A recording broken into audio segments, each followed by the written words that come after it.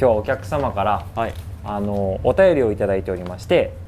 どんな道でもスピード感を持ってかけれるスチールフレームのグラベルバイクを探しています。見た目のかっこよさに惹かれて次の3台を比較検討しているのですが、細かな違いが分かりません、はい、それぞれの特徴や違いを教えてください。まずクラストの、ボンボラ、はい、もう一つがブラックマウンテンのモデルゼロ、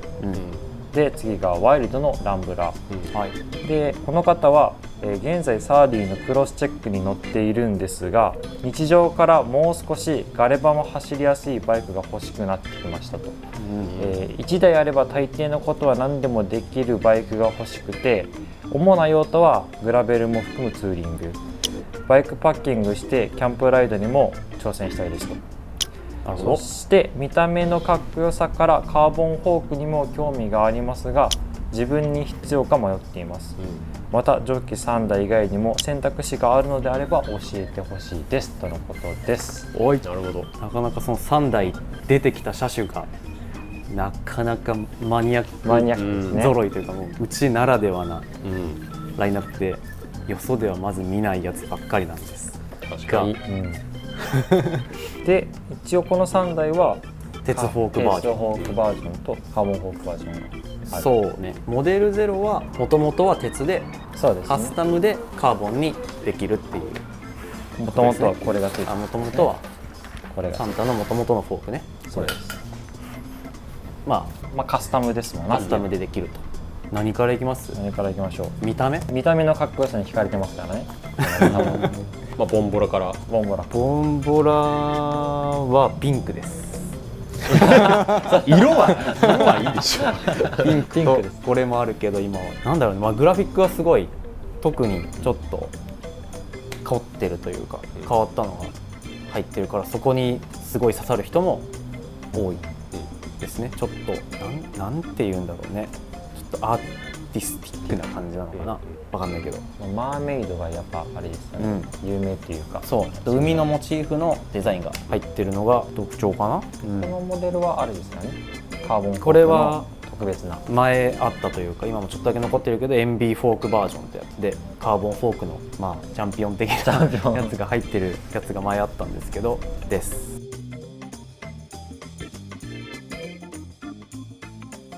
あとここじゃない？ブレードチェーンステ。ああ、確かにそれは他にはない、ボンボラだけど、そうこれはもうめっちゃ太いタイヤが入るようにっていうので、ここが板状になってるっていう。普通はパイプでパイプをね潰してやるけど、まあ、クラストは結構これ結構使う、なんだろうね、そうね、ここをギュッてこう後ろを詰めつつ太いタイヤ履きたくなると、この形になっちゃうっていうとこはあるかも。だから割と後ろ詰まってるかな、ボンボラは、結構アグレッシブジオメトリーって言って設計がね、まあ、その話は後でやりますか。ランブラはやっぱりフォークじゃないかな、特徴的な鉄フォークのバージョンだと、セグメンタルのこのカクンカクンと5つのパイプを使って溶接したこのフォークが特徴的でかっこいいかなっていうところが、ブルーは鉄フォークで、オレンジ赤オレンジがカーボンフォークのモデル、オレンジがカーボンフォークって感じかな。ミンミンが乗ってるやつね。あ、そうですね。あと他のモデルと比較してちょっと違うのは、ここがあれかな、カクンって少し曲がってたりとか、すごいなそれ、なんか 3D 曲げみたいな。あとはここもちょっと分かりづらいけど、真後ろから見るとこう S ベンドしてるっていうのが特徴的なところかな。そういうの結構いいっすよね。あとは細かいけどあれかな、タイラップを使ってホース類を固定しないっていうのがランブラーはあるかも。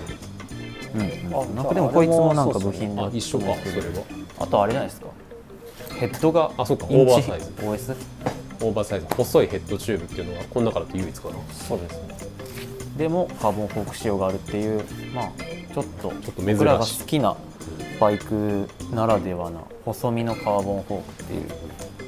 ちょっと業界的には一般的にはニッチなタイプのそうですねフレームですね。特徴でいうとそのところでしょうか、見た目だけでいうと。モデルゼロがね、ヘッドチューブがこの中で 44mm の太い台形のヘッドチューブになってて、ガゼットが特徴的だよね。上下に入ってて合成がやる気を感じます。それ補強だよね。補強ですね。結構ヘッドが長い。ヘッド長いのと、でドロッパーが入る。あれがある。さっきだけランブラーもないか。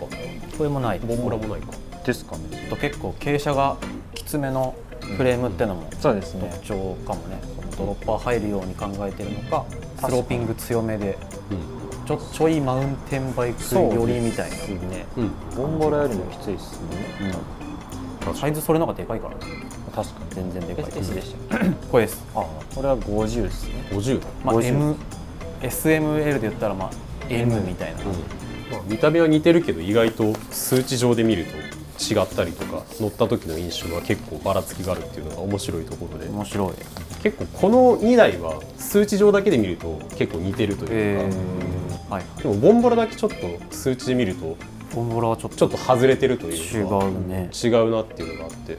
まあさっきのこのチェーンステーの下りでもあったけど、すげえケツが詰まってるこの2台と比べると、っていうのはかなり大きなところなのかな。ケツが詰まってて、あとはあれか、ヘッ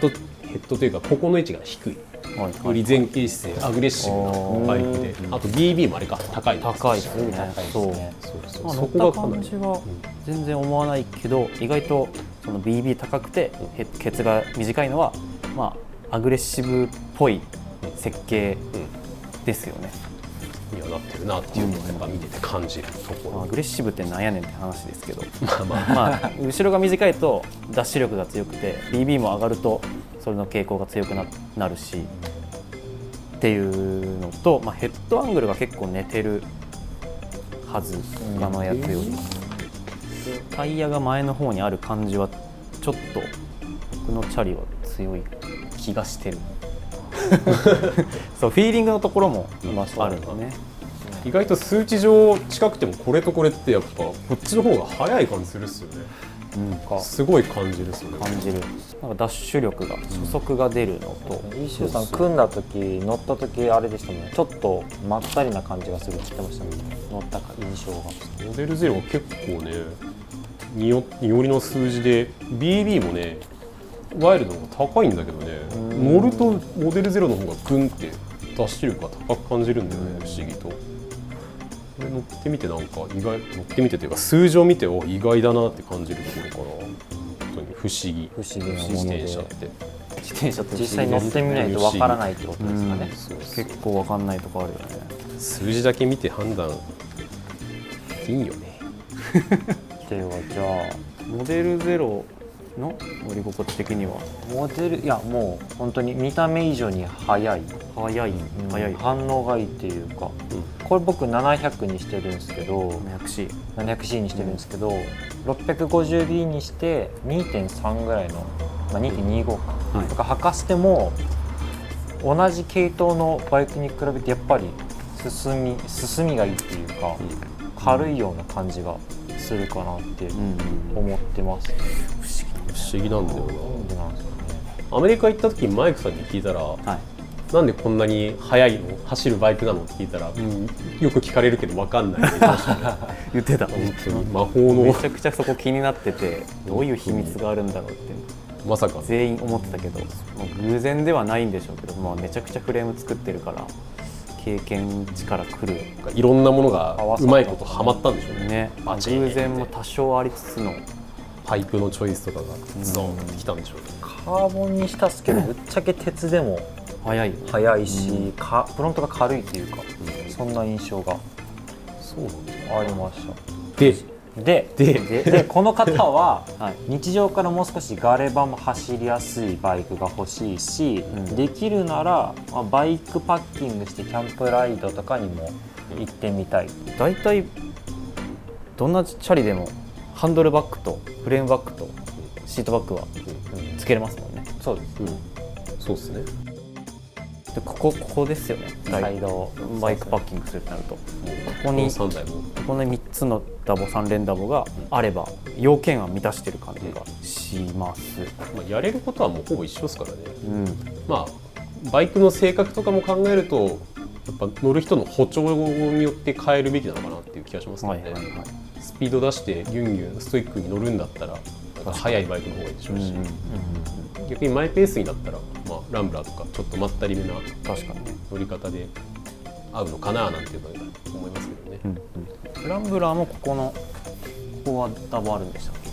ランブラーはあるっすね。ある。じゃあ全部多分本当につけられるものとか変わる。あるし、またこのナンバー9フォークだけラックが多分フロントのダボがなくて M1 とかはつかないことか。カーボンフォークつけてたらね、まあそういうのはつけないからね。たまにね、僕らも M1 ちっちゃいラックつけることありますけど、基本的にはああいう3連ダボのケージをつける前提のものだから、バックサポーターとかねつきますからね、これ確かに。カーボンフォークにも興味あるんですけど、自分に必要かどうか迷っていますってことなんで、どうしてカーボンフォークモデルを選んだんですかっていう。そんなに特に深く考えなくていいですぶっちゃけなことあるそれは考えてほしいでしょ僕は全然でもなんか8買っちゃっても別にそんな大きい後悔ない気がカーボンフォークしちゃうけど、どうですか？でかいラックはつけれないか、基本的に。それはあるですね。ファイブレールラックみたいなのはつかないか。頑張れつく場合もあるけど、やっぱ軽装バイク向けのそうですよね、カーボンフォーク。そうですね。ライディングフィールをより良くしたい、乗ることを楽しむためのそうですから、その面でもバイクパッキングみたいな軽めで荷物積むみたいな方が向いてるんですよね。そもそもフォーパニアみたいなスタイル用ではない。いろんな意味でやっぱある程度経験値が上がってきて、バイクパッキングの装備を削ぎ落とせる人とか、そういう人向けではありますよね。ただ軽いのってどんな人でも恩恵があるし、軽いは正義ですからね。やっぱそこはポイントっすよね。僕も軽量中というかもう軽いの好きなんで、この今のバイクもどんどん軽くしたい欲に今駆られてるんですけど、俺逆だから分かんないんだよな、その思想が重さとか1ミリも気にしないもん。なんかそれだったら気使わなくていい鉄フォークを選んじゃう。やっぱカーボンフォーク、波乱が生まれてきましたこれはもうでもね、確かに気を使わなくていいですもんね。まあね、それはねやっぱりタフだし、全部のカーボン製品がすぐ壊れるわけじゃないけど、うちで扱ってるエンビーとか、ウイスキーとかは丈夫だから、大丈夫だと思うけど、基本やっぱ鉄より金属よりかねちょっと繊細だから、そこの気を使わなきゃいけないっていうのがちょっと俺はストレスかなっていうのがあって、だいたいもう鉄フォークかな。日常的に使うバイクだと入れたくないよねっていう感じ。そう僕はあんま気にしないな。全然普段のチャリでも使ってていいんじゃないかなみたいな。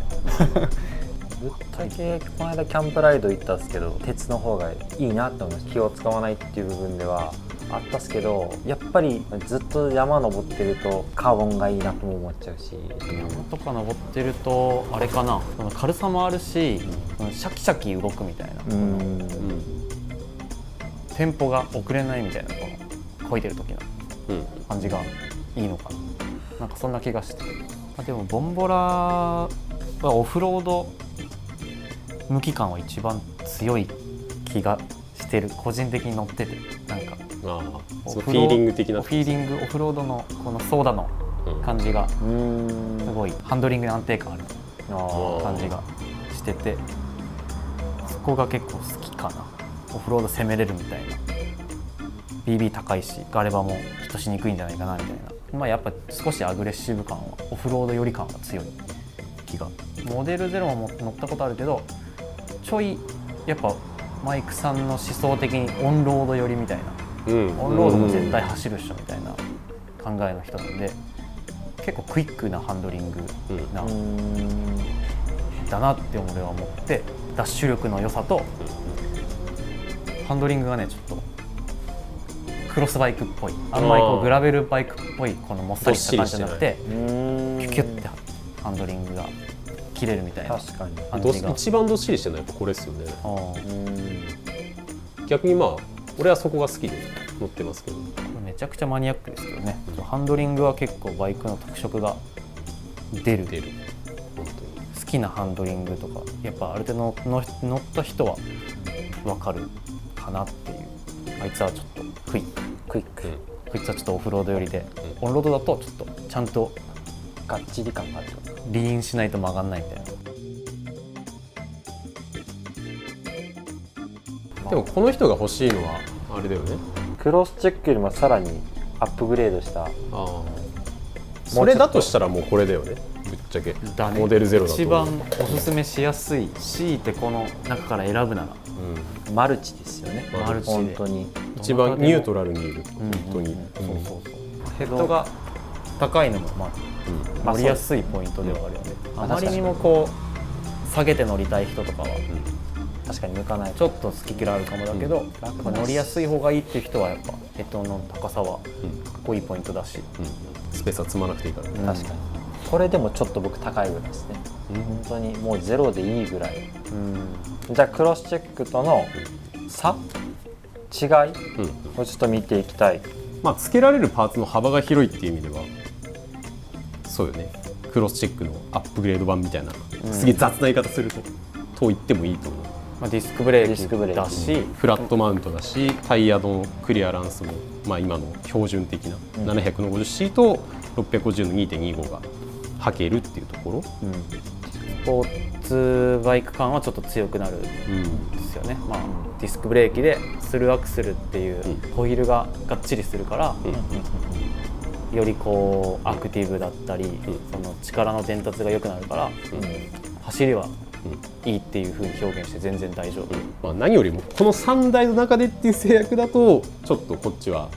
尖ってるバイクだし、ちょっと尖ってる、速い方面にアクティブな方面に尖ってるバイクだし、こっちはちょっとまったり乗る方に少し秀でてるバイクではあるから、そういう意味でモデルゼロが一番ニュートラルでニュートラルだし速いと、速いっていう、この中だと本当に乗り味つけられるパーツっていうのがなんだろう、いかようにでも化けられるというか、クロスチェックって多分リムブレーキ次第のスタンダード全部集めましただけど、モデルゼロって今のこのスタイルのスタンダードをギュッとしましたみたいな。なるほど。っていうのが分かりやすいのかな。44ミリヘッドチューブだったり、フラットマウントディスクだったり、なるほど、タイヤクリアランスだったり、クロスチェックも僕たちは何でも屋さんって言ってますけど、それの現代バージョン、雑に言っていいんだったら、そう言ってもいいのかなと。なるほど。どうでしょうか、このでも俺ここまでって気づいたけど、それミッドナイトスペシャルじゃん。フラットマウント44ミリヘッドチューブ、スルーアクセル、タイヤクリアランスつけられるパーツ、確かに、まあこの3台の中ならって感じで、乗り味的にはちょいまったりめかな。言っても速いっちゃ速いし、すごく乗りやすいけど、めっちゃ軽いフレームって感じじゃないね。まあサーリーらしい頑丈でどっしりしたタイプのバイクですねって感じ。個人的にはクロスチェックにこう取って変わるのかなと。その他にこの3台以外にも選択肢があれば教えてほしいです。クラストサイドから言うとエバージョンライト。一番軽量でオフロード寄りな乗り心地なんで、この辺のバイクよりももうちょい尖ってる。ボンボラよりも軽い。ボンボラより軽い。だからなかなか扱いは難しいけど、あとは結構ありますよね。スーパープロフェッショナルとかじゃない。スーパープロフェッショナル、オールシティのスープロなんかもかなり近いところかなとは思うけど、あんね。あとなんだろう、あれ意外とそんなもん。リッチアウトバックとか、リッチアウトバック、そこにあるね。めちゃくちゃいっぱいあるね。めっちゃあるんで、選び放題なジャンルではあるという。確かに。でもそれぞれいいところであるので、この辺はお話ししながら決めるみたいな感じなのかな。この A さんにはじゃあ A さんおすすめしやすいモデルゼロで着地しましたけど、 A さんのおすすめは僕らはモデルゼロ。モデルゼロ、かっこいいもん一番、ぶっちゃけ見た目だと。確かに本当いいバイクだよそれ。結局ね、乗り味云々がどうのこうのとか、ここの数字がとかどこ行っても結局見た目気に入ってるものに乗った方が一番いい。それはそう。よっぽど用途から外れてなければ。ピンクがいいか、緑がいいか、緑がいいか、黄色がいいか、結局、確かに CB 感じがいいか、ポップがいいかって思っちゃう。でもそこでね、この中だったらまず後悔はない、まあないでしょ。どれ買っても、それぞれ毛色あるけど、うんうんそれぞれお話ししながら決めるのがいいんじゃないかなっていう。まあ、実際に全員載ってるので、まあ気になった方は市場、置いてますよね。これ置いてる、基本的にお店に。こちらも置いてるので、